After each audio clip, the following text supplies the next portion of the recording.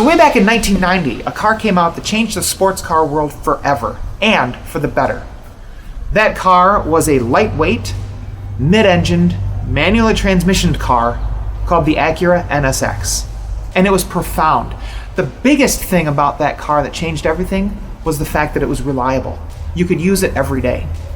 There were competitors like the Ferrari 348 that the NSX basically just threw under the bus. And because of the NSX, Ferrari stepped up their game and came out with the F355, an absolutely amazing car to this day. The NSX was such a big deal that Gordon Murray of McLaren F1 fame actually bought one, drove it every day for about 100,000 miles, and actually approached Honda for an upgraded version of that engine to use in the F1. Unfortunately, Honda said no, so the naturally aspirated BMW V12 found its way into the F1, but that's okay. So the NSX was a great car, built in somewhat limited quantities, and it really turned the sports car world on its ear. So back in about 2006, Acura decided, let's bring the NSX back. And they came out with this front-engine V10 thing, sort of like Lexus LFA, that did make it to production. The front-engine NSX obviously did not. But in 2011, Acura said, we are serious about the NSX, and in 2012, at the Detroit Auto Show, they came out with a mock concept for the new SH all-wheel drive NSX. And in January of 2013, they showed a almost production-ready version of the NSX, where you could actually see the interior. I remember being in Detroit for that show, and it was pretty profound, because it was just sort of another game changer. But instead of a naturally aspirated V6, Acura went the hybrid route. And they put a twin-turbo V6 with electric motors into this NSX.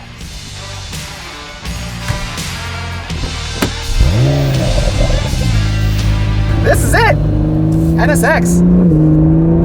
Woo! Yeah, babe! And it does scoot. Oh, I love that freaking from the turbos. Woo! Yeah! You hear that? Oh! That's really cool. It's like a McLaren P1, but not quite as loud. So it's not Darth Vader breathing in your ear, but it's still pretty cool. I should probably slow down. So no, this is not Chuck Norris. It's Chuck Norris Jr. Just kidding. It's Rick. You know Rick from our GSF video and the 911 video. And Rick actually had a 1991 Acura NSX. So the original car, not the first year it came out, but the second year of production, when they all had black roofs, before there was a body color thing. So why did you want the original NSX? Well, of course, because it was an experimental new sports car. The reviews that I read growing up as a kid when I couldn't afford any car, made it sound so amazing and like the step up over Ferrari. And again, someday with Acura reliability, figured could pick one up pre-owned and it would still work. And it surely did, never faltered, never had an issue, and was a lot of fun to drive. And it required quite a bit of skill to drive, so it was a challenge to sometimes keep on the road and in the proper lane, as we found out on a couple of occasions. Yeah. So we've had this car for a couple of days, and we wanted to shoot in the mountains yesterday, and we'll cut to some video of that.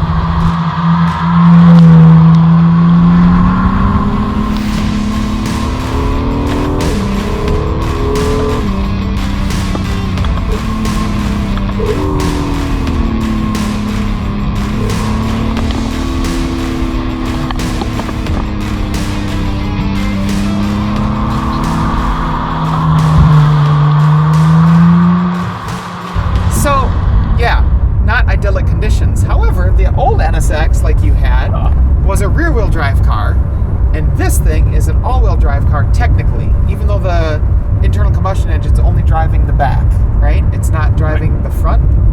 Correct. This NSX is a hybrid.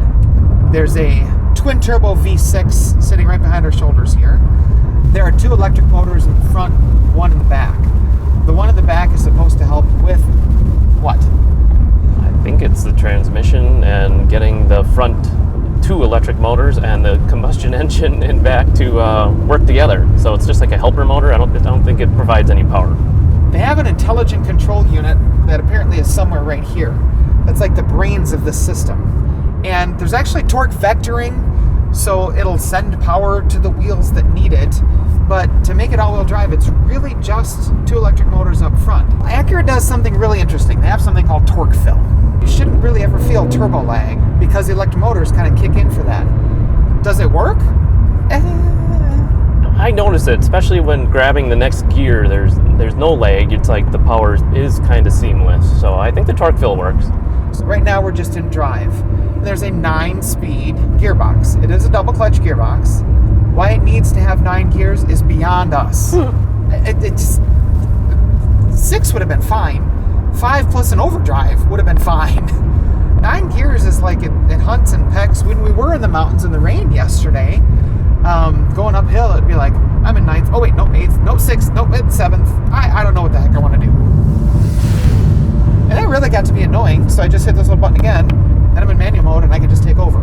The bad part of that is, this is probably our least favorite feature on the NSX, is this gearbox. Definitely.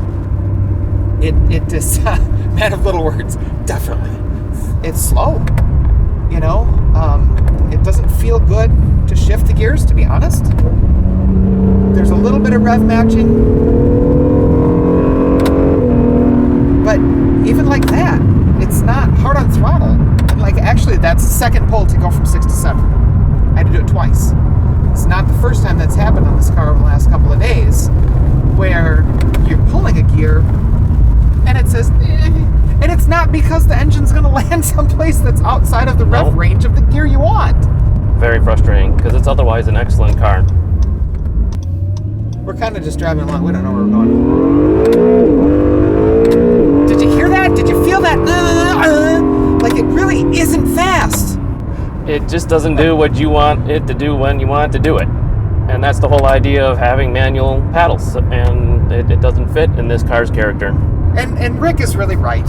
Other than this gearbox, I'm surprised how much I like this car. It's super comfortable.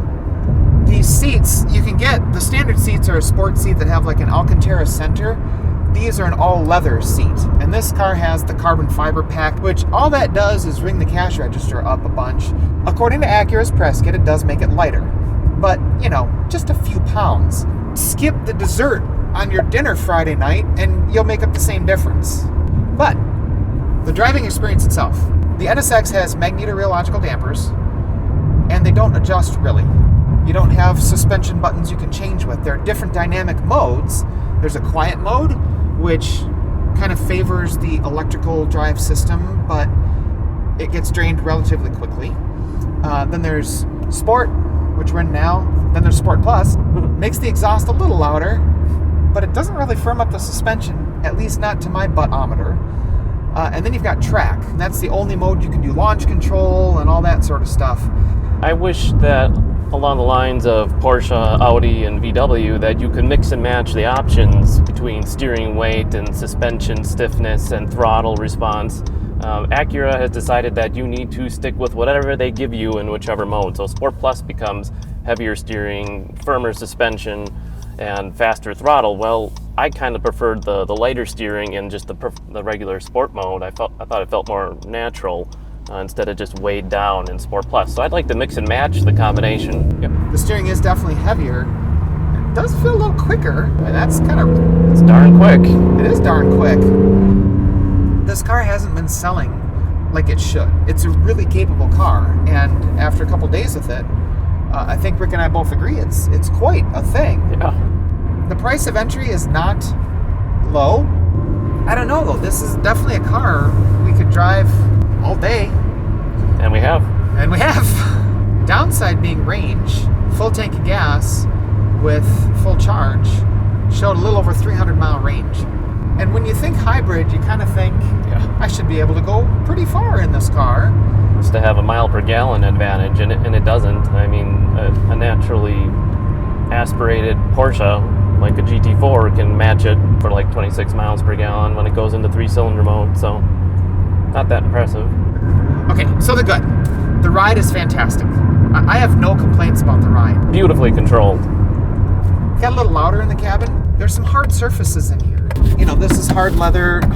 This is, I don't know if that's, feels more plasticky than aluminum to me. That's plastic. Same for the center console. You know, it's leather covered, but it's not soft leather.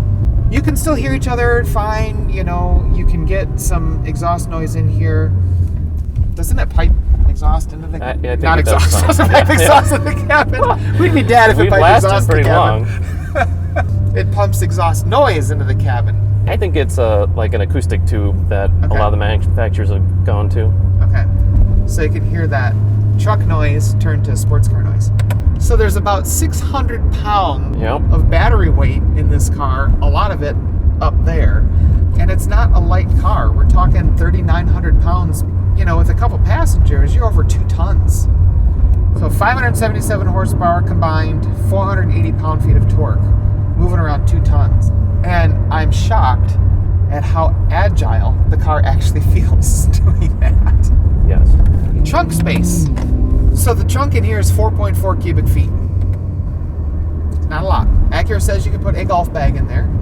It works. But there's no space in the cabin for stuff. There's like not door pockets. You know, there's a glove box that's big enough to hold the cup holder. That's the cup holder. And it just sticks right in here.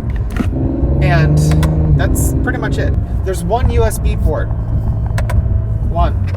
The great thing is Acura engineers were intelligent enough to put your HVAC controls direct access. You can do it through the touchscreen, or you can just hit buttons. And that's what I like to do. That is the way to go. It's the way to go, for sure.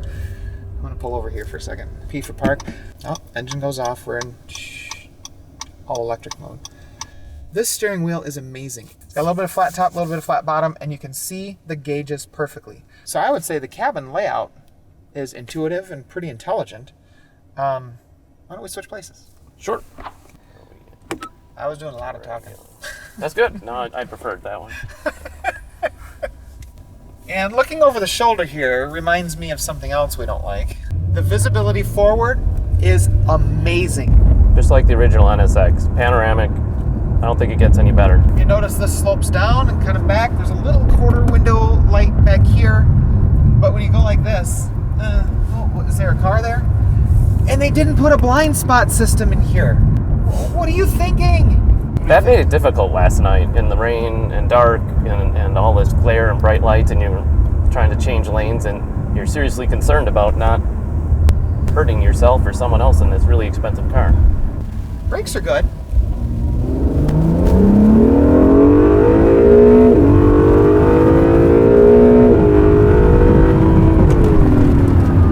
See? Those are good. Carbon ceramic. They heat up really quick. These modulate really well. I think they're the most user-friendly carbon ceramics I've ever driven. And they worked really well in inclement weather yesterday. Pretty cool temperatures up in the mountains, very damp, and they still work just like you'd expect. Nothing finicky, nothing weird.